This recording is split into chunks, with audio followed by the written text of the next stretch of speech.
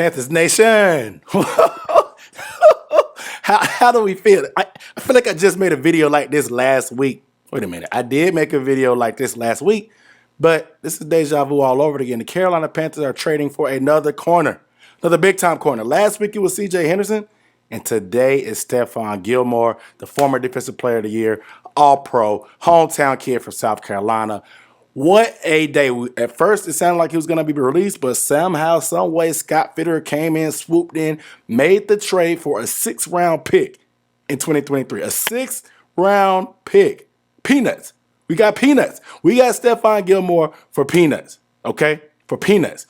And he's going to be back in Carolina wearing that Carolina blue and black. Oh, my God. We got a lot to talk about. So, but today we're going to talk about everything that has to do with the Stephon coming, how fast can he get on the field for us, what this means for the future of the team going forward and other people in the near term and the future. So we're going to get into all that. But before we do, I got to introduce myself. My name is Aaron Duncan here with the Necessary Bluntness Sports Talk. I start off every video by saying, what up, dude? And here on the channel, I give recap and analysis of the NFL, in particular the Carolina Panthers. So make sure you are subscribed if you have not, because anytime news like this drops, we're going to be on top of it, giving my take, analysis, and just talking back and forth with you guys. So make sure you are subscribed and hit the bell icon, because when the bell icon is hit, you're going to get a notification when videos just like this drop in the middle of the day when big news happens. So make sure you hit the bell icon and give this video a thumbs up, because it really helps get the word out in the algorithm. But before I get in my take, you guys let me know how you're feeling about the Panthers making this big-time deal, bringing in Stephon Gilmore, another elite corner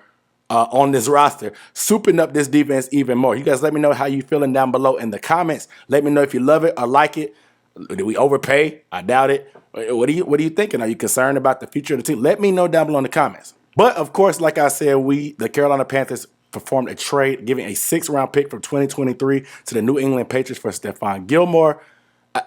You're like, okay, Stephon Gilmore was Defensive Player of the Year just in 2019. What went wrong? Well, according to a lot of the reports, he's in the last year of his deal with the Patriots. He wanted some more money. The Patriots wanted to move some money around that he was owed in order to give some cap space to do some other things on the team. He wasn't really feeling it. He had a quad injury that was pretty significant from last year that's had him unable to really play for them anyway. So it just seemed to be tension was building as he began to rehab and not be away. Hey, we even talked about it on the show on the live stream last year about him putting his house on the market. If a lot of you may not remember that because you may be new to the channel, but we talked about him listing his house in New England on the market last season, and it was a time of time to come. From what I'm hearing, he already has property down here in South Carolina because he's born and raised in Rock Hill, North Carolina. He stays down the block from Scott Fitterer, our GM. So was any kind of thing happening there, jokes and backhand deals or at the cookout? Who knows what was happening? But all I know is Scott Fitterer has been robbing the NFL all offseason. We just traded, like I said, those peanuts, tight end Dan Arnold, and a 3rd-round pick for CJ Henderson, who is a 1st-round pick talent. On top of Jaycee Horn, who we drafted, on top of Donte Jackson, who's been balling out his contract year, we have an embarrassment of riches at the cornerback position on this roster when it comes to talent. But Scott Fitterer, I gotta give him a round of applause, because this is what a real GM looks like. We've made 13 trades since he's been hired. This is unheard of for the Carolina Panthers. For us to actually be aggressively trying to get better during the season, not really just resting on our laurels and saying the answer is on the roster like Ron Rivera and Marty Herner used to do, feels good. It feels great. But let's talk about what does this mean, because Stephon Gilmore is going to want a new deal eventually. Can we convince him to just, hey, chill this year? We got more cap space next year and maybe pay him next year? Is he just going to be a 1-year stopgap guy, since we only gave up a 6th-round pick for him, and the Patriots are going to be paying most of his salary? You know what I'm saying? So is it just a stopgap guy until JC gets back and then CJ Henderson comes around and then next year we sign Donte for cheaper? Who knows? I mean, granted, this could be a bargaining chip. We can say, hey, for leverage against Donte. A lot of people are saying that now that DJ Moore has been having such a breakout year, we may have to pay him and extend him before he plays out that 5th-year option, and that may force us to not be able to afford Donte. I think the coaching staff really does love Donte, but I think they really love corners too, especially when they're all pro like Stephon Gilmore when healthy. Now, I'm a fan of Donte.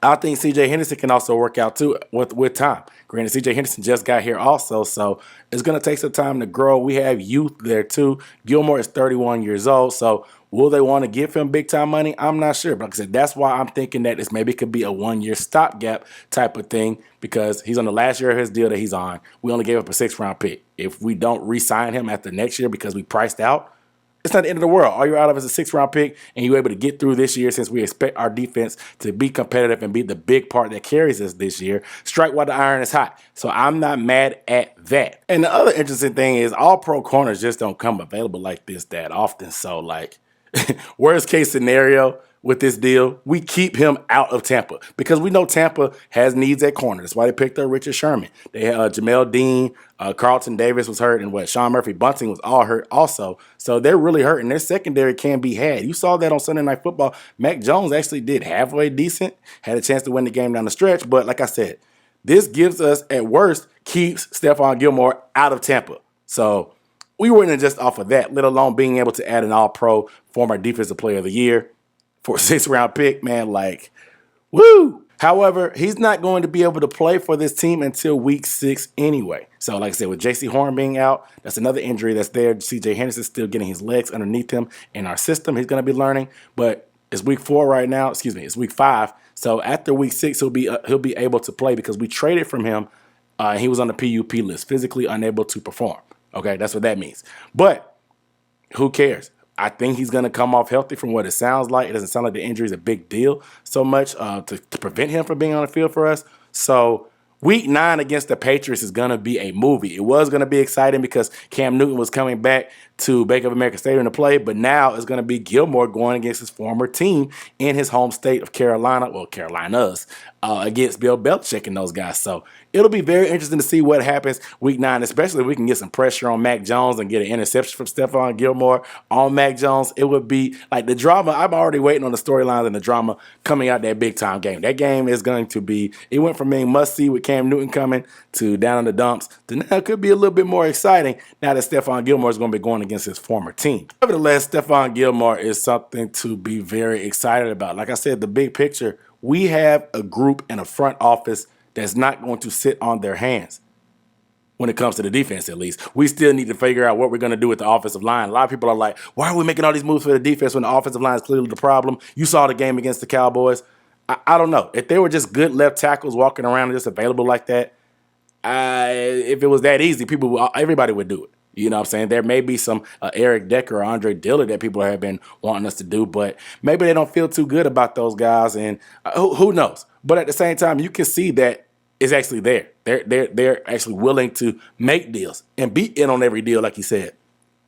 That's all you can ask for at this point, and just hope that they know that the offensive line is going to be a problem that can't be fixed with just people on our roster, and they can make a move.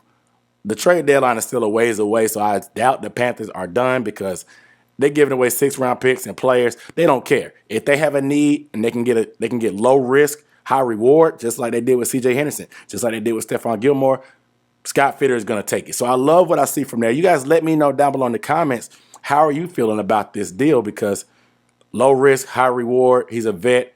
Maybe he's a stopgap guy. Do you think he's a stopgap guy, or do you think we pay him and give him the long-term money since he's 31 years old, but do you give him a little bit longer extension, let him be the guy that helps groom some of these younger corners, and they maybe let Donte walk? I don't know. It's a lot to think about this deal, but you guys let me know down below in the comments, what do you think, what you're going to make out of all this stuff, and how you think it's going to turn out in the future for Donte. But without further ado, I'm Aaron Duncan signing off. I'll see you next time. Peace.